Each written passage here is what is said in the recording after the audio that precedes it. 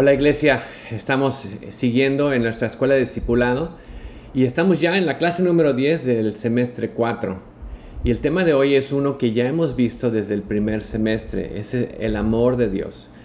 Pero los vamos a ver en una manera nueva, una manera más profunda.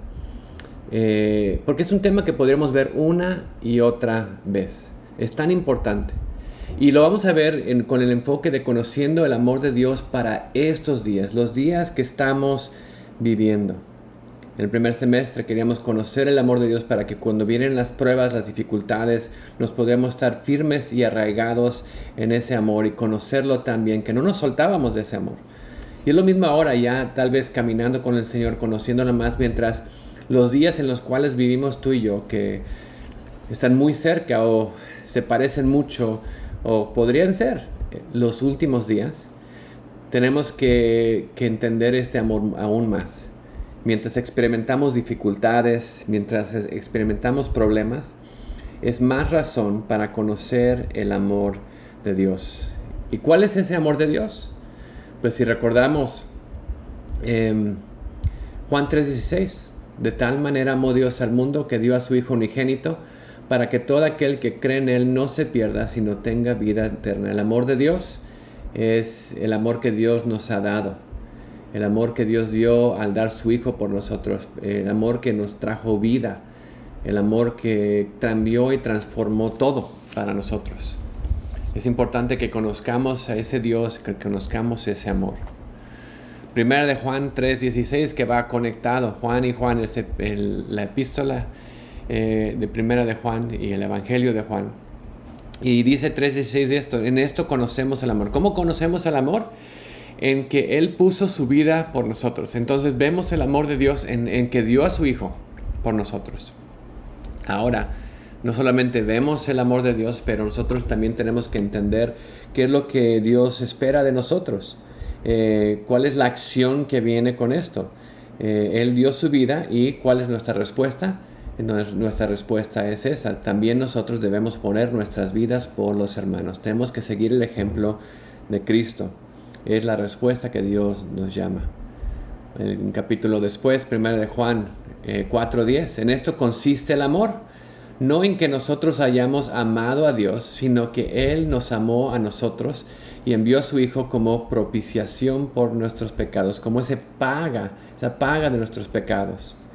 Es una acción, el amor de Dios es una acción, no solamente que nos amó, pero mandó a su Hijo a morir por nosotros, a pagar el precio por nosotros, el precio que nosotros nunca podíamos pagar. Ese es el amor de Dios. Y lo podemos ver y entender más, y es algo que tenemos que conocer más. Si vamos a Romanos capítulo 5, en nuestras Biblias, Romanos capítulo 5, vemos un poco más de ese amor, empezando en el versículo 5, Romanos 5:5. Dice así: y la esperanza no desilusiona, porque el amor de Dios ha sido derramado en nuestros corazones por medio del Espíritu Santo que nos fue dado. Entonces Dios nos da su amor a través del Espíritu Santo. Vemos esa relación vertical que tú y yo tenemos que tener, y recibimos a través de ella ese amor de Dios. Dice: porque mientras aún éramos débiles, a su tiempo Cristo murió por los impíos. Porque difícilmente habrá alguien que muera por un justo, aunque tal vez alguno se atreva a morir por un bueno. Pero Dios demuestra, otra vez acción, demuestra su amor para con nosotros en que, siendo aún pecadores, Cristo murió por nosotros. Siendo aún pecadores, Cristo dio su vida, murió por cada uno de nosotros. Entonces vemos el amor de Dios demostrado, lo conocemos, podemos entenderlo, podemos leer la palabra y podemos ver, esta es la prueba de las Escrituras del amor de Dios. Y las Escrituras lo prueban una y otra vez. Ahora, ¿cuál es el problema? El problema es algo muy grande. El problema no es que el amor de Dios no haya sido enseñado de una manera correcta, que haya sido pues probado en una acción de Dios. El problema es que nuestra percepción o la idea que tenemos tú y yo sobre el amor, cómo se ve ese amor, cómo se demuestra ese amor, es afectado. No vemos tú y yo correctamente, no entendemos correctamente, no podemos reconocer ese amor de Dios correctamente por una de dos razones. Número uno, porque hay una muy débil o falsa enseñanza sobre el amor de Dios en estos días. Falsos maestros o maestros de la palabra que no quieren hablar de cosas que van a causar tal vez problemas o va a incomodar a la gente. Y enseñan pues que Dios solo quiere bendecirte. Dios quiere darte bendición, quiere ayudarte, quiere prosperarte, quiere crear una vida sin problemas. Dios vino para hacerte feliz. Y es una débil enseñanza de qué se trata el amor. Porque cuando vienen tiempos difíciles, cuando vienen problemas, cuando no somos prosperados o tenemos dificultades, pensamos pues claramente Dios no me ama. ¿Por qué? Porque no soy feliz, porque tengo problemas, porque tengo dificultades, porque estoy sufriendo, no estoy prosperando. Pues desde que no siento que tengo esa bendición de Dios, Dios no me ama. Y es una falsa enseñanza, un falso concepto sobre qué es el amor de Dios. Y eso nos lleva a la segunda. El segundo problema, vamos a ver, es nuestras ideas erróneas, que no pensamos correctamente sobre el amor de Dios. Vemos un ejemplo de esto en Marcos capítulo 4. Vayan conmigo en sus Biblias, Marcos 4. Los mismos discípulos no entendían ese amor de Dios. Y vemos aquí que Jesús está con ellos y siempre me encanta decir cómo son esos tiempos en la barca con Jesús. Cuando los discípulos se subían a la barca con Jesús, nunca sabían lo que les esperaba. O tal vez no entendían que que Jesús estaba trabajando en ellos para trabajar en sus vidas. Pero ahí en Marcos capítulo 4, 35, vemos que se suben a la barca. Dice, este mismo día, caída la tarde, Jesús les dijo, pasemos al otro lado. Vamos a ir al otro lado, vamos a subirnos a la barca. Despidieron a la multitud y los llevaron con ellos en la barca, como estaba, y había otras barcas con él. Pero se levantó una violenta tempestad y las olas se lanzaban sobre la barca de tal manera que ya la barca se llenaba de agua. Entonces problemas, una tormenta. Estos eran pues pescadores muy pues diestros, sabían qué hacer, pero aún así no podían. La barca estaba llena de agua. ¿Y Jesús qué estaba haciendo? Estaba en la popa durmiendo sobre una almohadilla. Entonces lo despertaron y dijeron, ahí va, Maestro, ¿no te importa que perezcamos? ¿No te importa que está pasando esto en mi vida?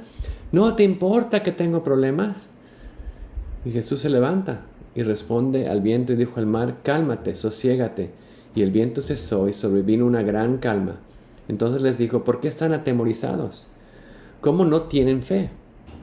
Y se llenaron de gran temor y decían unos a los otros, ¿quién pues es este que aun el viento y el mar le obedecen? ¿No te importa que perezcamos? ¿No te importa que estoy pasando situaciones y problemas? ¿No te importa que tengo esta crisis en mi vida? ¿No te importa? Es como que no siento, Dios, que estás ahí. No siento, Dios, que me estás ayudando. Y son nuestras ideas erróneas, que a Dios no le importa. No le importa nuestra vida, la situación que pasamos, y no es cierto. Él nos dice que nos va a llevar a través de la tormenta, a través de la dificultad, pero tenemos que descansar en Él, tenemos que tener fe en Él. Y si no dejamos a un lado nuestras falsas ideas, lo que vamos a hacer es responder justo como lo hicieron los discípulos. A Dios no le importa la situación en la cual estoy, no le importa que esté pasando esto, no le importa que esté pasando el otro. Y sabemos que Dios sí le importa y tiene el poder para calmar la tormenta. ¿Pero qué está esperando? Que tengamos fe, que lo busquemos a Él, que lo pongamos a Él primero, porque muchas veces cuando hay problemas buscamos todas las soluciones que hay y al final se nos acaba, no sé más qué hacer. Dios, ayúdame. Al último que buscamos es a Dios. Cuando Dios dice buscar primero el reino de Dios, buscar primero a mí, y todo lo demás se pondrá en orden, pero no lo hacemos. Y es esas ideas erróneas que tú y yo tenemos, que muchas veces es el problema de percepción, el problema de entender correctamente qué es el amor de Dios y cómo es y se desenvuelve el amor de Dios. Dios no nos prometió que todo iba a estar bien, que todo iba a estar sin problemas. No, nos prometió que iban a haber problemas, pero aún todo eso Él iba a estar con nosotros. Vean lo que dice aquí en Juan capítulo 11. Un ejemplo muy claro. La muerte de Lázaro. Lázaro está enfermo. Sus hermanas mandan por Jesús.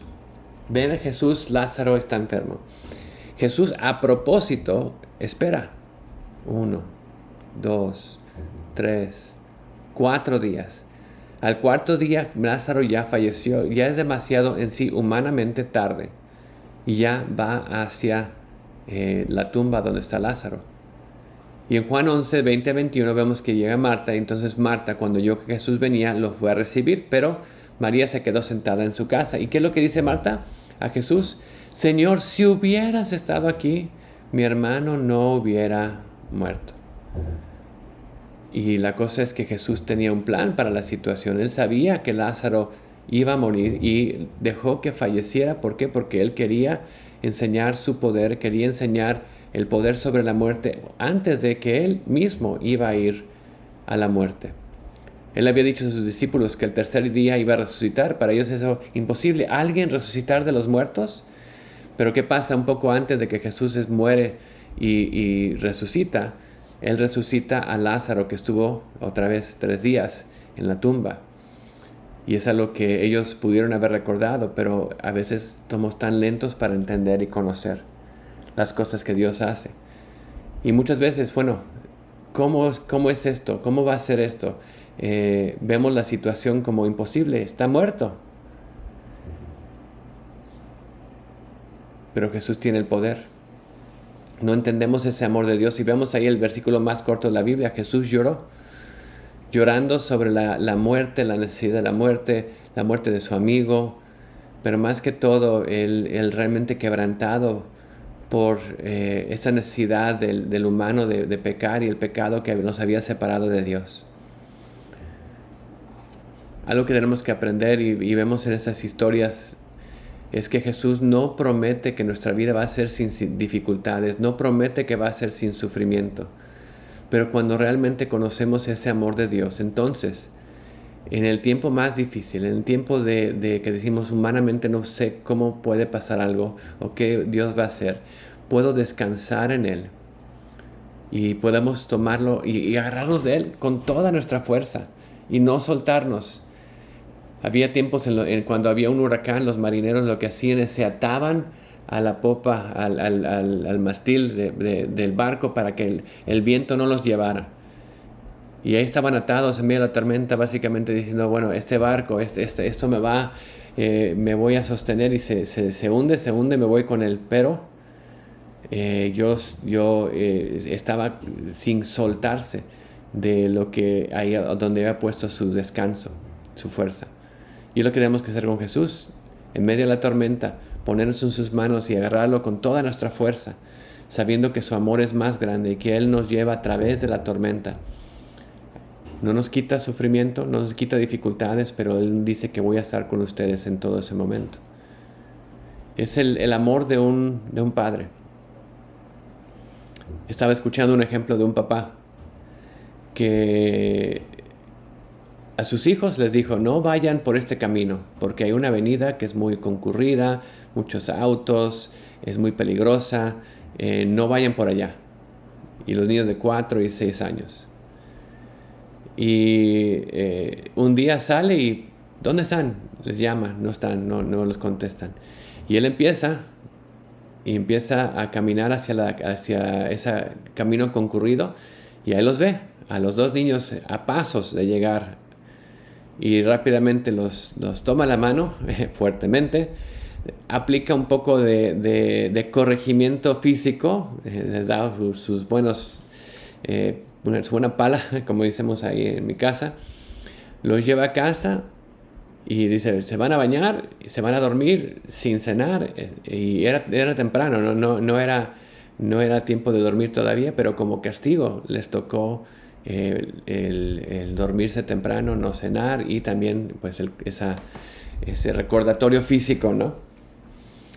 Y dice que cuando estaba bañando para dormir, uno de los niños, el más chiquito, dijo, papá no nos ama. Y el otro niño le encantó decir, porque sí, dijo, no, sí nos ama, sí nos ama. ¿Por qué? Porque entendía que el castigo, el llamarle la atención era por amor. Si no fueran importantes, no, pues vayan, hagan lo que quieran, ¿no?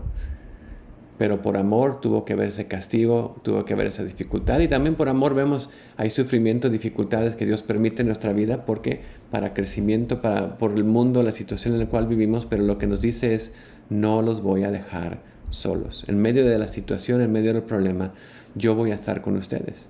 Descansen en mí. Y lo que tenemos que empezar a entender, no es que no le importe, no te importa, Dios, mi situación, no te importa, no, es que Él tiene un plan más grande de lo que nosotros muchas veces podemos ver, y tenemos que aprender a descansar en Él. ¿Cuáles son algunos ejemplos importantes cuando pensemos esto? Bueno, primeramente tenemos que hacernos una pregunta. ¿Estoy dispuesto a ser corregido? A pedirle a Dios que me ayude a ver mi vida más claramente para entender, no solamente, tal vez no entendamos, pero para descansar en Él. Estoy dispuesto a dejar que la palabra sea como un espejo en mi vida. La Biblia dice que la palabra de Dios es un espejo. Y cuando vemos la palabra de Dios podemos ver nuestra vida, podemos evaluar, podemos ver las cosas que Dios nos está enseñando, las cosas donde nos está redarguyendo, las cosas donde nos está corrigiendo, las cosas donde nos está instruyendo en justicia. Y su palabra nos guía para aprender más de Él. Es como ese espejo donde podemos ver. Y la Biblia nos habla en Santiago que seamos no solamente oidores de la palabra, pero hacedores de ella. Otra vez poniendo la palabra en acción. Entonces estoy dispuesto a que el espejo de la palabra me enseñe sobre mi vida. Tenemos que ver algo interesante, porque aún en situaciones difíciles Dios está trabajando. Jeremías 30:11 dice, porque yo estoy contigo, declara el Señor, para salvarte. Pues acabaré con todas las naciones que entre las que te he esparcido, pero no acabaré contigo, sino te castigaré con justicia, de ninguna manera te dejaré sin castigo. Ahora, pensemos un poquito. Jeremías. ¿Cuándo se escribe Jeremías? Pues Jeremías se escribe durante el exilio, durante ese tiempo cuando Jerusalén está a punto de ser destruido. Y está escribiéndole esta carta a las personas que están siendo llevados cautivos de Jerusalén hacia Babilonia a ser exiliados, a estos desterrados. El contexto un poco de este pasaje lo encontramos en el capítulo anterior, Jeremías 29. Conocemos muy bien el 11 al 13. Pero empecemos en el 10 para darnos un poquito de idea sobre el contexto de este versículo.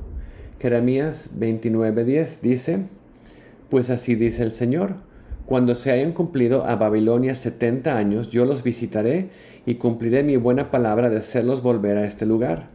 Porque yo sé los planes que tengo para ustedes, declara el Señor, planes de bienestar y no de calamidad, para darles un futuro y una esperanza. Es el versículo que conocemos muy bien.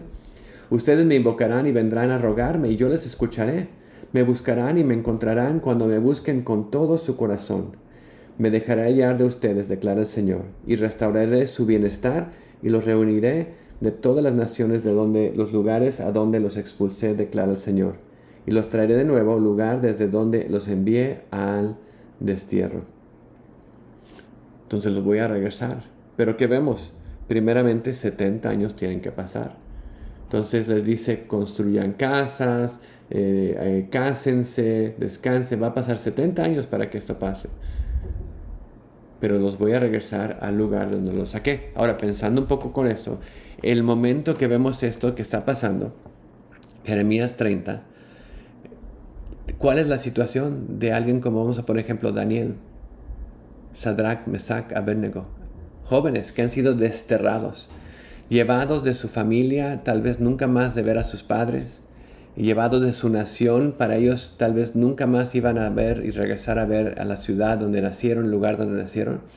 Están en un país con lenguaje diferente, cultura diferente, y son realmente para ese tipo de esclavos, no saben si van a vivir o morir. Y Dios le dice, yo estoy contigo, declara el Señor, para salvarte. ¿Cómo? ¿Cómo en esa situación? Y le dice, voy a acabar con todas las naciones que están esparcidas, pero no acabaré contigo, sino te castigaré con justicia. Voy a castigarte, voy a llevarte a través de este proceso para que aprendas a buscarme a mí. Y de ninguna manera te dejaré sin castigo. Estas palabras nos suenan de aliento, pero la situación dices, ¿cómo puede en esta situación ser algo de aliento? Pero piensen en algo. Daniel, Sadrach, Mesach, Abednego, Ezequiel, otros que fueron llevados cautivos, que leyeron esta carta. Ellos no entendían, bueno, Dios estaba tratando con ellos para que lo regresaran a Él, que lo buscaran a Él. Todos los que se quedaron en Jerusalén, todos los que habían negado y se habían ido en rebelión en contra de Dios, unos años después iban a ser destruidos totalmente, la ciudad arrasada, y ellos iban a ser muertos en sus delitos y pecados, como dice la palabra, ¿no?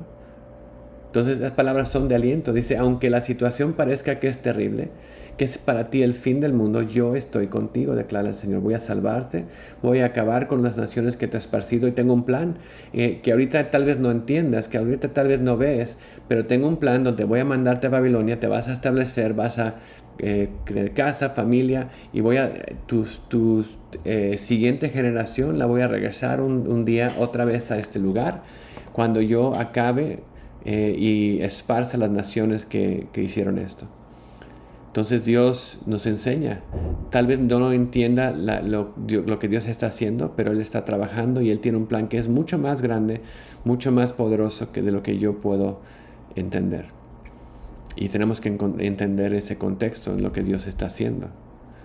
En 1 de Pedro 4:17 dice, es tiempo que del juicio comience por la casa de Dios. Y si comienza por nosotros primero, ¿cuál será el fin de los que no obedecen el Evangelio? Dice, muchas veces lo que Dios quiere, Dios tiene que tratar con nuestro corazón, con nuestra vida. Tiene que empezar en la casa de Dios para limpiar. Y lo que tenemos que entender es que si vemos que Dios nos ama. Y algo interesante, si nosotros estamos en pecado, si nosotros estamos viviendo una vida que no complace al Señor, y Dios no está redarguyendo, Dios no está corrigiéndonos, Dios no está trayendo ese juicio a nuestra vida, entonces algo está mal, tal vez no conocemos a Dios. Veamos lo que dice aquí Hebreos 12 cuando habla de esta situación. Dice, además han olvidado la exhortación que como hijos se les dirige, hijo mío, no tengas en poco la disciplina del Señor, ni te desanimes al ser reprendido por Él, porque el Señor al que ama, disciplina y azota a todo el que recibe por hijo. No descuides esa disciplina, no te desanimes con esa disciplina de Dios. Dios dice a todo al que ama, disciplina. Y muchas veces no nos gusta esa disciplina del Señor. No queremos. Dice, es para su corrección que sufren. Dios lo trata como hijos, porque ¿qué hijo a quien su padre no discipline? Pero si están sin disciplina, de la cual todos han sido hechos participantes, entonces son hijos ilegítimos y no son hijos verdaderos. Solamente los hijos verdaderos son los que reciben esa disciplina del Señor. Los hijos, como dice aquí, que no son de Dios, ilegítimos, esos no reciben porque no le importa. Pero los que sí son legítimos, ellos son los que reciben esa disciplina de Dios, el Padre. Y nos da un ejemplo, no lo tengo aquí, si lo ven en el versículo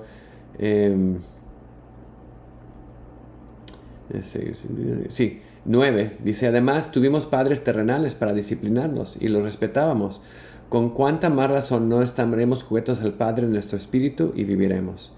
Porque ellos nos disciplinaran por pocos días como les parecía, pero Él nos disciplina para nuestro bien, para que participemos de su santidad. Él nos disciplina para nuestro bien. Y termina diciendo, al presente ninguna disciplina parece causa de gozo. No nos gusta la disciplina, sino de tristeza.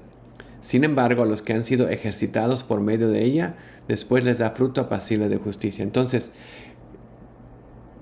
¿dónde es el comienzo del tema de hoy? El amor de Dios.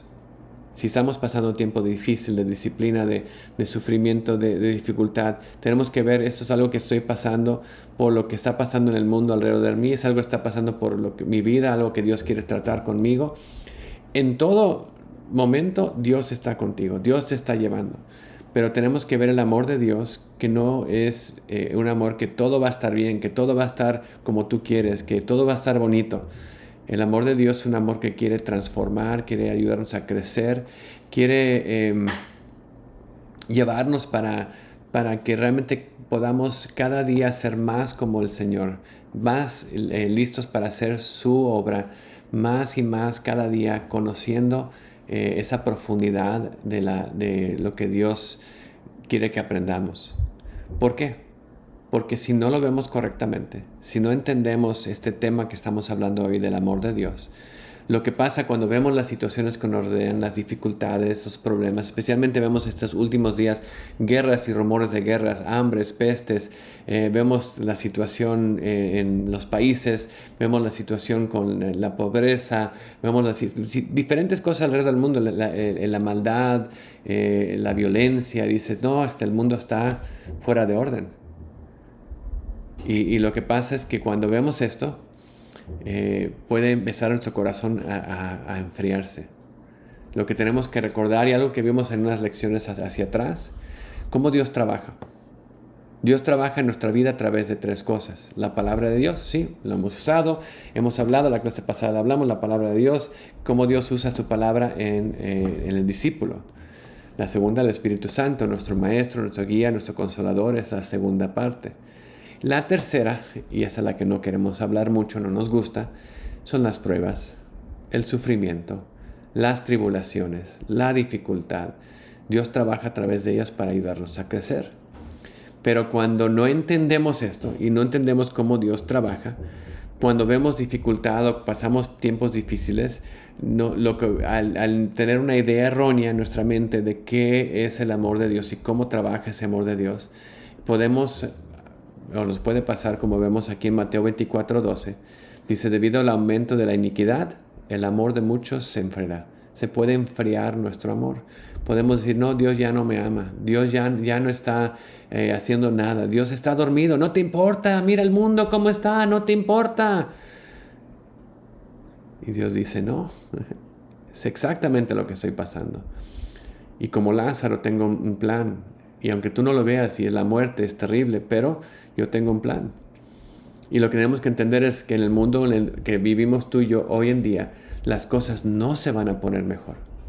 Cuando yo escucho a alguien decir, no, las cosas van a estar mejor, Dios va a traer su reino, las cosas cada día van a ponerse más bien y Dios va a... Digo, no, ¿qué Biblia estás leyendo? La Biblia dice que cada día las cosas se van a poner más difíciles, cada día se van a poner más, va a haber más problemas, pero en medio de todo eso Dios está llevando todo a una culminación donde Él va a venir y va a traer su reino, va a traer justicia. Y en ese momento, en este tiempo, cuando muy fácilmente el espíritu, el amor de muchos se enfría, necesitamos aferrarnos a ese amor de Dios. Necesitamos no dejar que con nuestro corazón se enfríe. Necesitamos no dejar de entender o ver el amor de Dios correctamente y entender ese amor que Él tiene para nosotros. Y es algo que vemos una y otra vez en la palabra de Dios. Lo hemos estudiado. Recuerden nuestro versículo lema de la escuela de discipulado. Es suficiente, basta que el discípulo sea como su maestro y el siervo como su Señor. Debemos ser como nuestro maestro, debemos seguir los pasos de Jesús. Él, puesto la cruz delante de Él, sufrió la cruz por nosotros, por amor. Vemos Romanos 8, 28, 29, que también hemos usado muchas veces.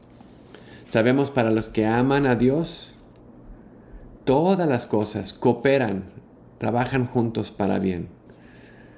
Pero todas las cosas, los que aman a Dios, bueno, recuerden, cuando hablamos de todas las cosas, bueno, si somos llamados, como dice ahí, conformes a su propósito, el propósito de Dios en nuestra vida. Todas las cosas, el sufrimiento, la dificultad, y ese es el propósito. La tormenta cuando Jesús está dormido, la muerte de Lázaro cuando Jesús está por enseñarles el poder que tiene sobre la muerte. Todas las cosas le ayudan para bien. Cuando somos llamados a su propósito, conforme a su propósito. Dice, porque a los que antemano conoció también predestinó a ser hechos hijos conforme a la imagen de su Hijo. Dios quiere formarnos a la imagen de su Hijo para que Él sea el primogénito entre muchos hermanos. Entonces esa formación, ese trabajo que hace, no es de la manera que nosotros pensamos, pero es lo que Dios quiere hacer en la vida de cada uno de nosotros. Finalmente Gálatas 4, 19 Y lo hemos visto, dice, hijos míos, por quienes de nuevo sufro dolores de parto hasta que Cristo sea formado en ustedes. Dice, Pablo estaba sufriendo esos dolores por la iglesia que estaba creciendo, el dolor antes de que venga lo esperado. Y pensamos en cuando nace un niño, me ha tocado ver a mis hijos nacer y esos dolores de parto, yo no lo siento como varón, pero veo a mi esposa y puedo sentir el dolor que está pasando aún a veces con la anestesia, todo lo que tenía. Pero vemos que al final no es por, no quiero sufrir dolor, mejor no lo hago, no. Hay que sufrir el dolor para finalmente que venga el bebé y que ese parto venga y el niño esperado venga. Y después es un cambio de dolor a gozo. Dice, quisiera estar presente con ustedes ahora y cambiar mi tono, pues estoy perplejo en cuanto a ustedes. He sufrido con ustedes por dolor de parto, pero recuerden, Dios está trayendo ese fruto del vientre, ese fruto en sus vidas. A través de la dificultad viene el bebé, viene lo esperado, viene esa promesa que nos va a llenar de gozo. Pero necesitamos recordar cómo Dios trabaja y ese amor que tiene para nosotros.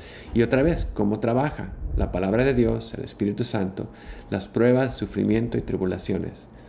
Es la manera en que Dios trabaja en nuestra vida. Y tenemos que firmemente estar arraigados y cimentados en ese amor de Dios. No soltarnos de Él. Porque tenemos el problema de nuestro corazón. Recuerden en Marcos capítulo 4, es la parábola del sembrador. Y vemos hay 4 tipos de corazón. El corazón duro, el corazón de pedregales que vamos a ver ahorita, el corazón que tiene pues hierba mala y luego finalmente la buena tierra. Y vamos a ver el segundo porque es algo que se conecta mucho con los que estamos viendo ahorita. En Marcos 4, del 5 al 6 vemos la parábola y luego el 16 al 17 vemos la interpretación. Entonces la parábola va así. Dice, otra parte de la semilla, que es la palabra de Dios, cayó en un pedregal donde no tenía mucha tierra y enseguida brotó por no tener profundidad de tierra. Pero cuando salió el sol y se quemó, por no tener raíz, se quemó. Por no tener raíz, no tener profundidad, se quema. Ese sol, esa situación, dificultad, lo que venía fue lo que causó que se quemara. Ahora, ¿cuál es la interpretación? Versículos 16 al 17. Y de igual manera, estos en los que se sembró la semilla en pedregales son los que al oír la palabra enseguida la reciben con gozo. Pero no tienen raíz profunda en sí mismos, sino que son temporales. Entonces, cuando viene aflicción o la persecución por causa de la palabra, enseguida se apartan de ella. El problema es que no conocen el amor de Dios, no conocen cómo Dios trabaja, no hay esa profundidad de ellos. Y muchas veces vemos que esa falta de profundidad es una causa de que dejen de seguir al Señor, que ya no sigan con Él, por no conocer el amor. Una de las causas más grandes de la apostasía, de dejar al Señor, de dar la media vuelta, tirar la toalla, como quieras ponerlo, es por una falsa enseñanza. Porque han escuchado falsos mensajes. Ven a Jesús para que seas feliz. No soy feliz, ya, me doy por vencido. Ven a Jesús para que tengas paz. No tengo paz porque hay muchas dificultades. Ay, me doy por vencido. Pero, y vemos esa parte. Y muchas veces es que no se enseña el pecado, no se enseña la transformación, no se enseña cómo Dios trabaja en nosotros, no se enseña cómo Dios en su amor, a pesar de las dificultades, la tormenta, está con nosotros. No conocen el amor de Dios. Tengamos cuidado de nosotros mismos, no dar un falso evangelio a los demás. Que podamos decir la verdad. Parte de lo que hemos estado aprendiendo en la escuela de discipulado es morir a nuestro yo. Tomar nuestra cruz, negarnos a nosotros mismos, amar a Dios supremamente, y esas condiciones de ser un discípulo no las escondamos porque no queremos que la gente se asuste o la gente no sepa. Tenemos que enseñarles el verdadero amor de Dios y cómo Dios trabaja. Quiero concluir con algo precioso. Es una oración que podemos hacer tú y yo. Y una oración que nos enfoca de cómo debemos vivir y cómo tenemos que entender este amor que Dios nos ha dado.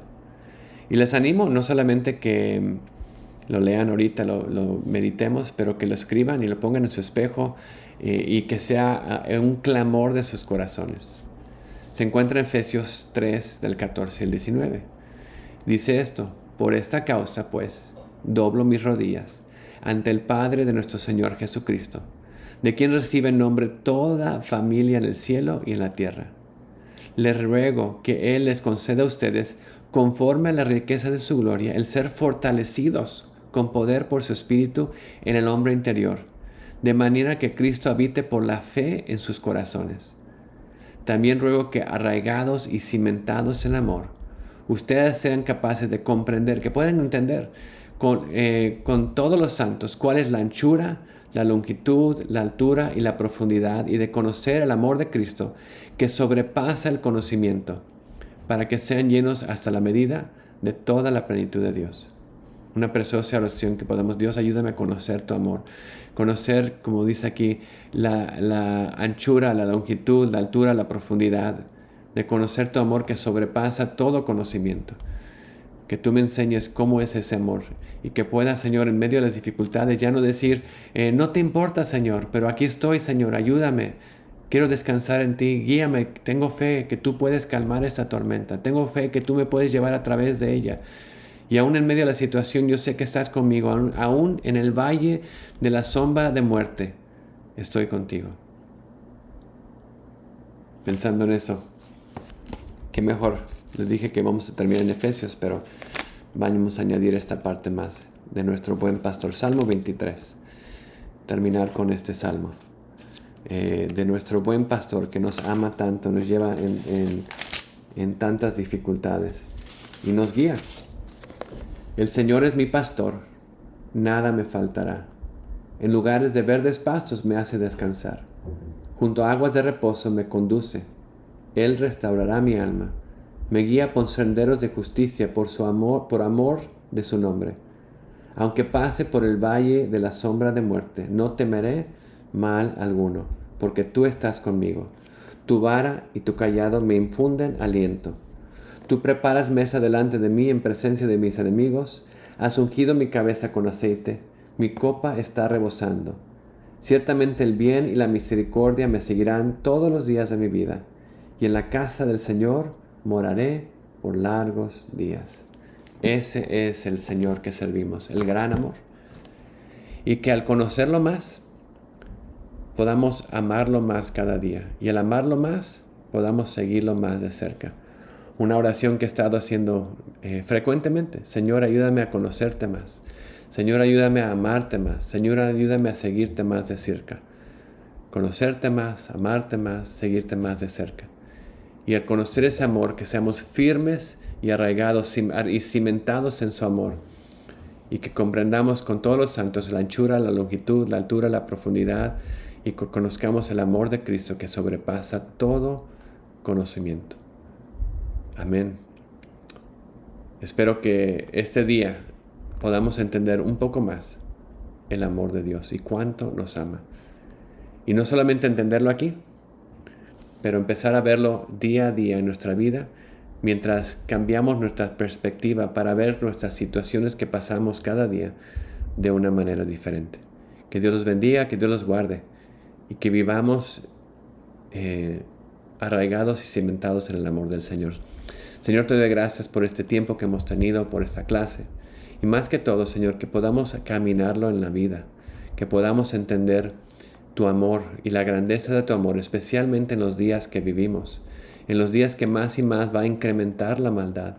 Más y más, Señor, se va a poner difícil la situación que vivimos, especialmente si clamamos tu nombre. Que podamos, Señor, estar arraigados y cimentados en ti para poder pasar esas tormentas, esas dificultades, y que tú, Señor, nos lleves hasta que estemos en tu presencia. Pedimos todo esto en el precioso nombre de Cristo Jesús. Amén. Amén, iglesia. Sigamos adelante conociendo el amor de Dios para estos días. Nos vemos la clase que viene. Dios los bendiga.